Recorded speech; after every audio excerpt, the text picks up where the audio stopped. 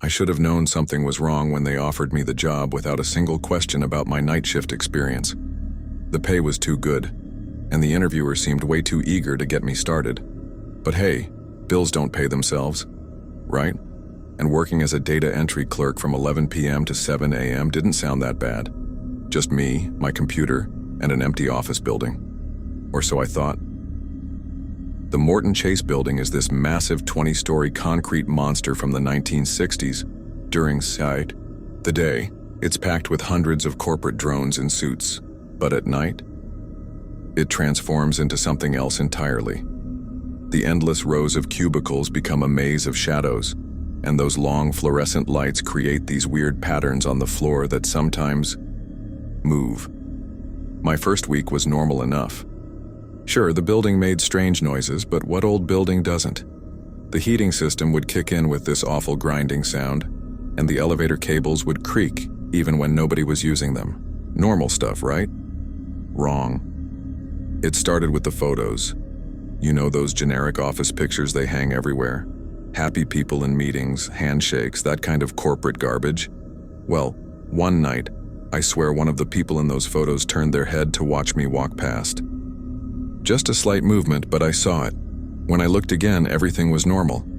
I told myself I was just tired. Then came the emails. Every night, exactly at 3:33 a.m., I'd get an email from an address I didn't recognize. mdavidsonmortonchase.com. They were always blank, just an empty subject line. It said the address didn't exist in our system. When I checked the company's history, I found out why. Michael Davidson was an employee who died in 1976. Apparently, he had a heart attack while working late in my department. The elevator started acting weird too. I'd be working on the 15th floor and I'd hear it moving. Ding, stop, ding, stop. Moving up and down, floor by floor, getting closer. But the security log showed no card swipes, no maintenance, nothing. Just an empty elevator playing stop and go in a dark building. One night I started hearing typing sounds from the cubicle next to mine. Fast, aggressive typing, like someone was angry at their keyboard. But when I stood up to look, the cubicle was empty. The sound would move, always staying just one cubicle ahead of me as I walked through the maze of partitions. The next morning I checked the security footage. It showed me walking around like an idiot looking into empty cubicles. But here's the thing. In the footage, you could hear the typing too. The break room became a no-go zone after midnight. The coffee machine would turn on by itself, brewing pot after pot until the whole floor smelled like burnt coffee. Sometimes I'd find all the cabinet doors wide open, even though I distinctly remembered closing them. Once I found all the chairs arranged in a circle like there had been a meeting, in the middle of the night on my empty floor. But last week, that's when everything went to hell.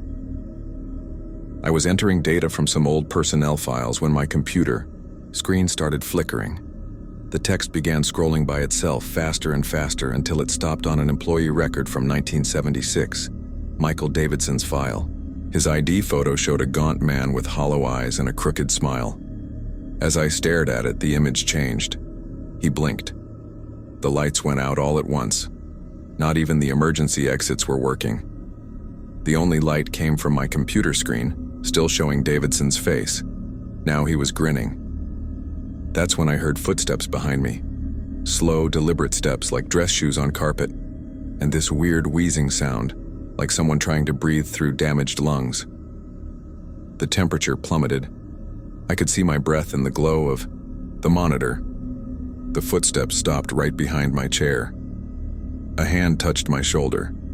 It was ice cold and felt wrong, like the skin was too loose. "Working late?" a voice rasped, followed by a wet, hacking cough. I always appreciated dedicated employees. I tried to run, but my chair wouldn't move. The hand gripped tighter. "But you see," the voice continued, now right next to my ear, "there's only room for one night shift supervisor here." The computer screen went black, and in its reflection, I saw him. Davidson's face, just like his. ID photo, but wrong. His eyes were completely black and his smile was too wide, showing far too many teeth. He was wearing a moldy suit that looked like it had been buried for decades. I screamed and somehow broke free, knocking over my chair. I ran for the stairs. No way I was trusting the elevator, taking them 3 at a time. Behind me, I heard that horrible laugh echoing off the walls, following me down all 15 flights. I quit the next day. My supervisor tried to convince me to stay, offering me a day shift position instead. But as she was talking, I noticed something on her desk, a photo from the company's 50th anniversary celebration. It showed all the past executives, and there he was, Davidson, standing in the back row, looking directly at the camera. And somehow, even in this old photograph, he was grinning right at me. I heard they hired a new night shift worker last week. Poor kid. The same position, same floor, same desk. Yesterday, I drove past the building late at night. Through the windows of the 15th floor, I could see a single desk lamp on, and 2 shadows on the wall. One sitting, one standing behind them. I never work late anymore. Not in any building. Because now I know the truth. Some people take their jobs way too seriously, even after they're dead.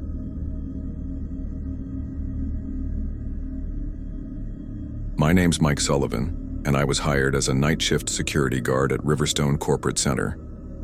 You know those huge glass office buildings where everything looks expensive and modern? Yeah, that kind. My job was simple. Monitor the security. Feeds from 11 p.m. to 7 a.m. do hourly rounds and make sure nobody breaks in. The security office was in the basement, with walls of monitors showing feeds from all 32 cameras. The building had 15 floors, but at night it was just me and the occasional cleaning crew until midnight. After that, totally empty. Or it was supposed to be. During my training, the day shift guy, Rick, gave me one weird instruction. Don't stare at any monitor too long. Just keep scanning. Trust me on this. I didn't understand what he meant until my 3rd week. I was doing my usual scan of the monitors when something caught my eye on camera 12, 4th floor, East Corridor. For a split second, I thought I saw someone walking past. Just a shadow really, but definitely person-shaped.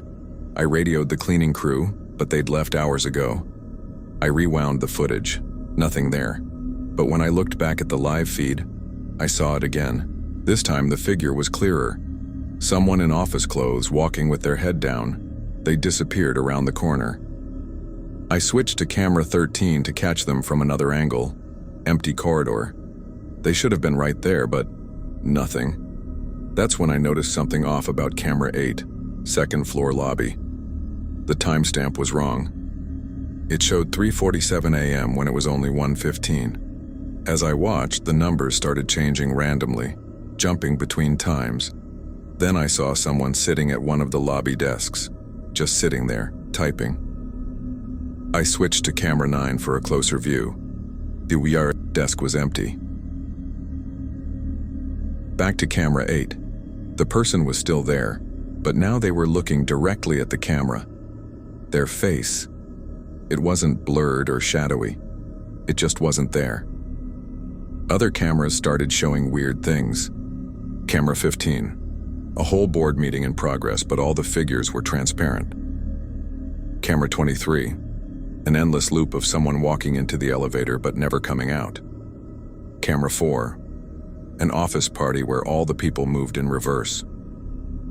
I tried, calling my supervisor, but the phone just played back recordings of old conversations. I could hear my own voice in them, having conversations I hadn't had yet. Then camera 32, the one pointing at the security office door, showed someone standing outside. They were facing the door, completely still. I turned around to look at the actual door. Nobody there. But on the monitor, the figure was raising its hand to knock. The security office door knocked. 3 slow, heavy knocks. I checked the monitor again. The figure was gone. But now all the screens showed the same thing. My empty chair, from 32.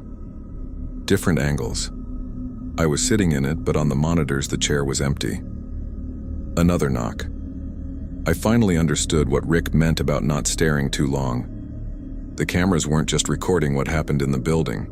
They were recording everything that had ever happened here. and everything that would happen. A third knock. I looked at monitor 1, the main entrance. The timestamp read, 4:27 a.m., October 15th, 2025. That was tomorrow. I saw myself running out of the building, leaving my security badge behind. The door knocked again. I checked monitor 32 one last time. Now it showed what was about to happen when that door opened. That's why I'm leaving. That's why I can never work night shift again. They found my resignation letter the next morning. The security footage from that night was completely normal, except for camera 32. That file was corrupted, showing nothing but static and occasional glimpses of what looked like hundreds of people, all working at desks that didn't exist, all turning to look at the camera at once. They hired a new night guard last week. Yesterday, I drove past the building at night and saw him through the lobby windows staring up at the security cameras. He was waving at them.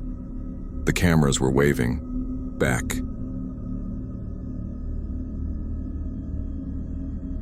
I used to think being an IT support specialist was boring, just fixing printers, resetting passwords, and telling people to turn it off and on again.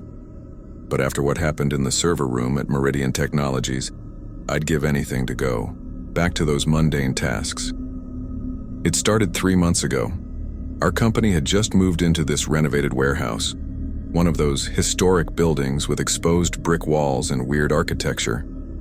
My desk was on the 3rd floor, but I spent most of my time in the basement where we kept the servers. The basement always gave me the creeps, but I told myself it was just the usual basement stuff. Dim lighting, cold air, concrete walls. The first strange thing I noticed was the inconsistent temperatures. Server rooms are supposed to stay at a constant temp, that's like basic stuff. But ours would drop randomly way below the set points. I'm talking about drops from 68 degree hours to 45 degree hours in minutes. The maintenance guys couldn't figure it out. They replaced sensors, checked the HVAC, did everything possible, but it kept happening.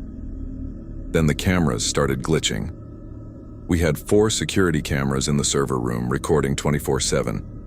Every night, between 2:15 and 2:17 a.m., all 4 cameras would show static.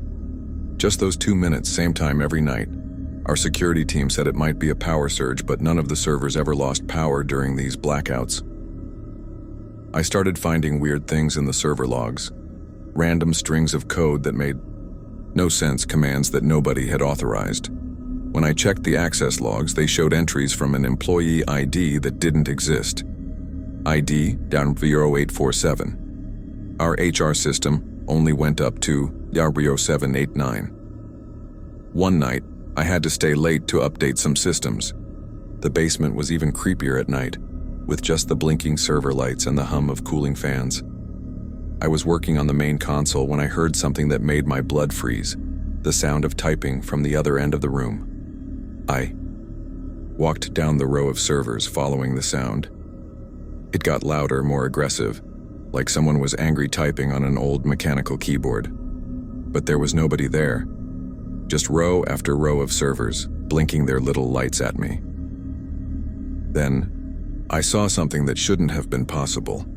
In the corner, partially hidden behind a server rack, was an old desk. Like really old. The kind with a metal frame and wooden top that they used in the 70s. On it was an ancient computer terminal, the screen glowing green in the darkness.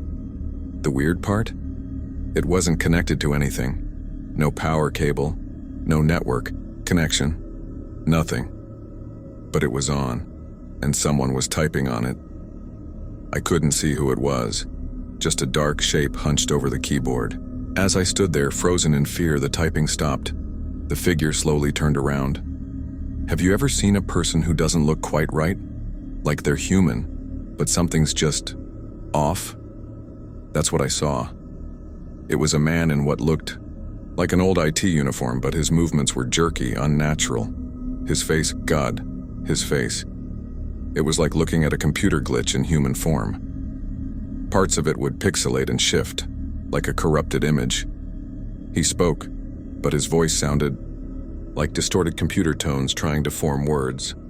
The system requires maintenance. I ran. Behind me, every server light started flashing in sequence like they were following my movement. The temperature dropped so low I could see my breath. As I reached the stairs, all the servers started beeping at once, hundreds of them, creating this horrible electronic scream. The next day, I checked the building's history. Turns out, before it was renovated, this place was one of the first data centers in the city. In 1982, an operator named Robert Chen died down there, electrocuted while trying to fix a mainframe during a storm. They found him at his terminal, still sitting upright, hands on the keyboard. I tried to quit, but my boss convinced me to stay, saying I could work remotely instead.